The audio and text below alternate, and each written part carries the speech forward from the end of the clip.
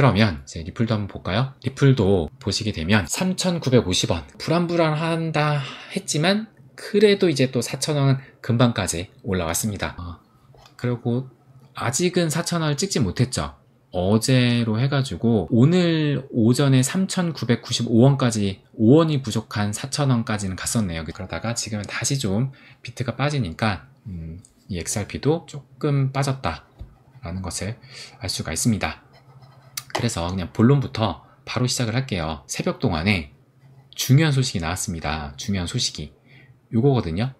미국의 SEC와 CFTC가 등록 거래소 통한 암호화폐 현물 거래 허용 방침 해가지고 오늘 이제 새벽 5시에 나왔거든요. 그래서 요 내용이 무엇이냐? 미국의 SEC와 CFTC가 보도 자료를 통해서 당국의 승인을 받은 등록 거래소에서 특정 암호화폐 현물 거래를 허용하기 위한 공동 협력에 나선다고 밝혔다. 두 기관은 레버리지, 마진 거래 등과 관련해 소비자 보호 지침을 마련하고 등록 거래소 내 암호화폐 현물 거래가 이루어질 수 있도록 법적, 제도적 기반을 정비 중이다.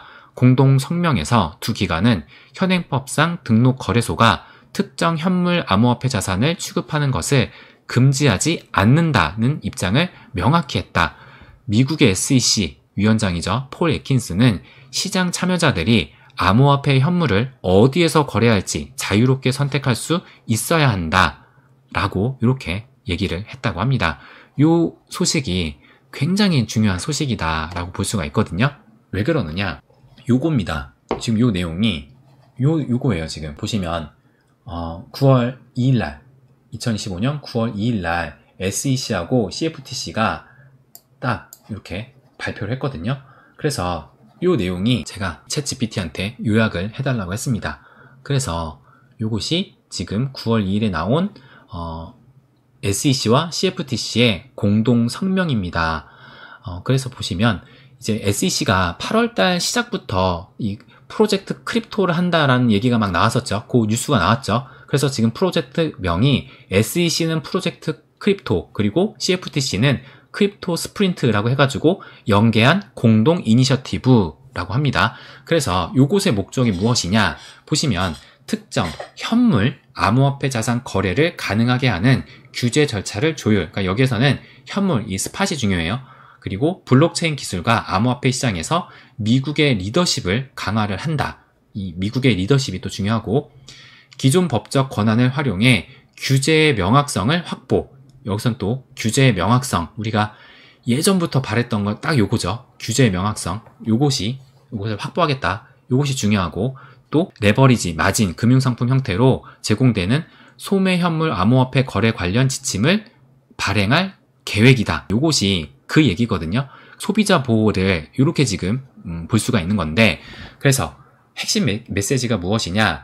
현행 법률은 SEC 또는 CFTC 등록 거래소가 특정 현물 암호화폐 자산 거래를 지원하는 것을 금지하지 않는다. 그러니까 지금 요 내용은 이 기사에서도 나와 있었죠. 여기서 지금 특정 현물 암호화폐 자산을 취급하는 것을 금지하지 않는다는 입장을 명확히 했다. 그래서 제가 그러니까 지금 쉽게 말해서 지금 현물 암호화폐 자산 거래 활성화를 위해 규제 조율과 명확성을 제공한다는 성명입니다. 그래서 요것이 제가 물어봤어요. 이것이 알트코인 ETF 승인과 연관이 있어? 라고 물어보니까 좋은 질문이에요. 이번 SEC CFTC 공동 성명과 알트코인의 ETF 승인 가능성은 직접적으로 연결됩니다. 라고 얘기를 합니다.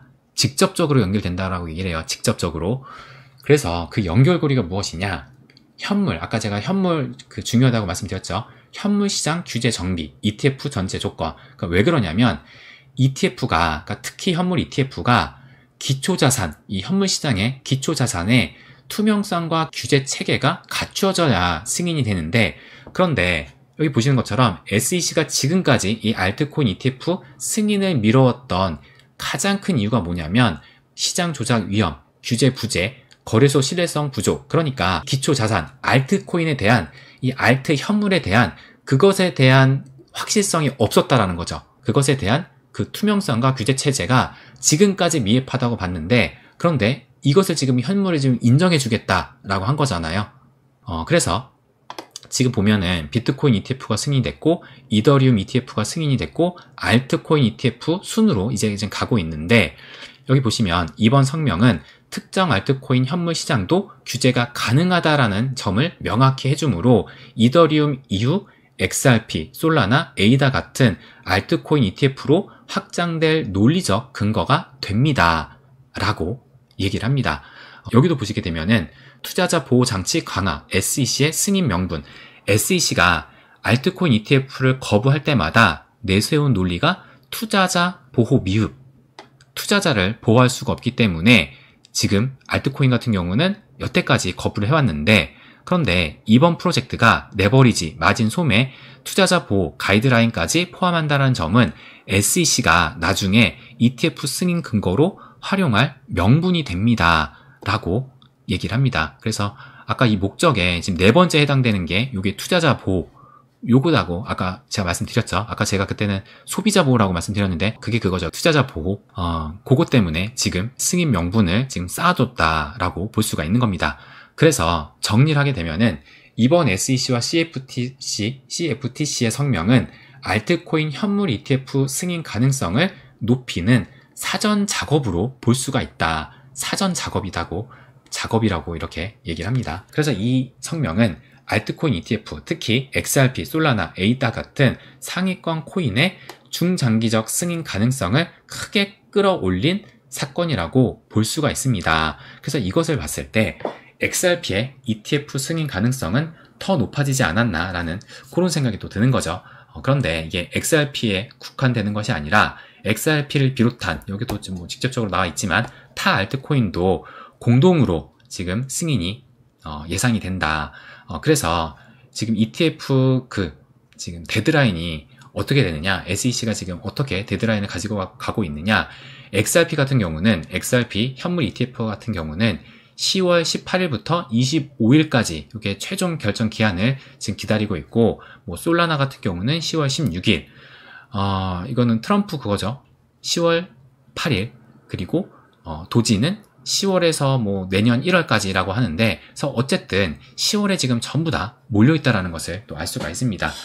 그렇게 되면은 10월에 이 알트코인 현물 ETF가 승인이 되면서 찐 알트 불장을 이끌어내는 그런 방아쇠 역할을 하게 될 수도 있지 않을까라고 생각이 듭니다. 그러니까 한꺼번에 알트코인의 ETF가 승인이 되면서 그것이 하나 이제 방아쇠가 되는 거죠.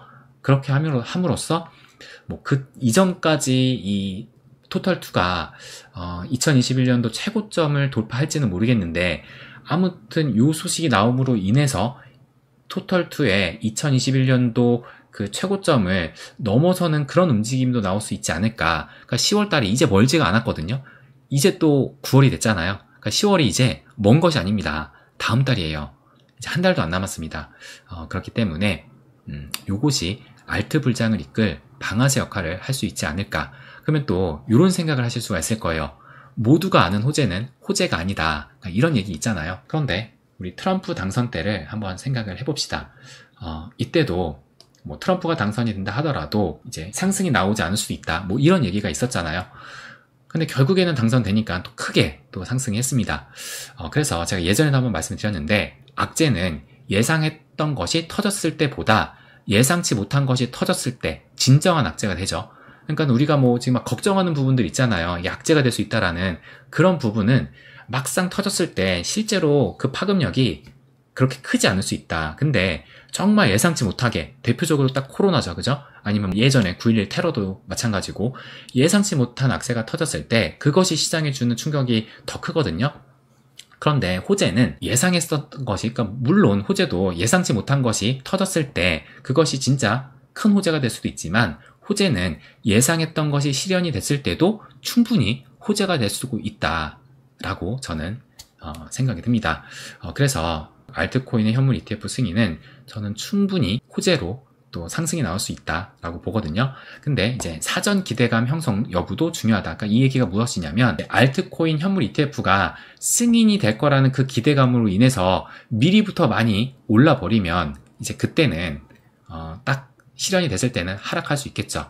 근데 그것이 이제 실질적으로 그러니까 사전 기대감이 많이 형성되지 않으면서 큰 상승이 이미 이전에 나오지 않았더라면 나중에 진짜 이것이 실현이 됐을 때는 상승으로 전환될 수 있다라고 저는 생각이 듭니다. 그래서 어제 요 소식이 지금 얼만큼 중요하게 받아들이는지 모르겠는데 제가 보기에는 상당한 지금 중요한 소식이다. 그래서 여기도 나와 있었던 것처럼 알트코인 현물 ETF 승인 가능성을 높이는 사전 작업으로 지금 보여진다. 하나의 단계를 지금 밟아가고 있는 거죠. 그죠? 이런 순서대로 가기 위해서 비트 했고 이더리움 했으니까 알트코인 ETF 해야 되는데 그렇게 되려면은 하나하나 이제 또 이런 SEC도 명분을 쌓아야 되잖아요. 기존과 뭐가 달라져서 이제는 승인이 가능한지 그런 단계를 지금 밟고 있다. 라고 저는 생각이 듭니다. 그래서 지금 뭐 가격이 부진하지만 조금 더 시야를 좀 넓게 보고 조급함을 버리고 또 지켜봐야 되지 않을까. 그래서 제가 어제도 말씀드렸던 것이 하락세기형 패턴으로 좀 지금 흐르고 있다. 그러니까 저점을 깼기 때문에 지금 하락세기형으로 지금 흐르고 있으면서 추후에 그러니까 다시 한번 저점을 또 깰 수도 있지만 추후에 다시 상승이 나올 수 있는 그런 움직임으로도 지금 해석할 수 있다라는 것을 말씀을 드렸습니다. 그래서 우리가 계속 이 볼린저 밴드도 체크하고 있죠. 어제 15였는데 오늘도 15거든요. 근데 이제 15.3이니까 조금 더 수축을 하긴 했습니다. 조금 더. 어제는 15.9였나 8이었나 그랬는데 지금은 15.3 정도로 조금 더 수축을 했다. 그래서 여전히 지금 이 응축의 힘을 키워나가고 있다. 그리고 월봉으로 봐서도 넘어서느냐 마느냐 이 기로에서 박스권 상단에서 여전히 지금 움직이고 있고 2.83이니까 이제 3달러를 다시 좀 넘어서느냐. 그러니까 먼저 이제 3,950원이니까 우리 한국인의 기준으로는 또 4,000원이 중요하잖아요. 4,000원을 또 넘어서는지 보면서 그 다음에 이제 달러 기준으로 3달러를 또 넘어서느냐. 그래서 요 3.3달러를 넘어서게 되면은 그 이후로는 또 괜찮은 움직임이 나올 수 있다 라고 보거든요. 그래서 약간의 좀 여유감을 갖고 좀 지켜봐야 되지 않을까 라는 것을 마지막으로 또 말씀을 드리고 싶습니다. 그러면 이제 여러분들의 또 질문이 있으면 한번 체크를 해보고 슬슬 마무리를 짓도록 하겠습니다.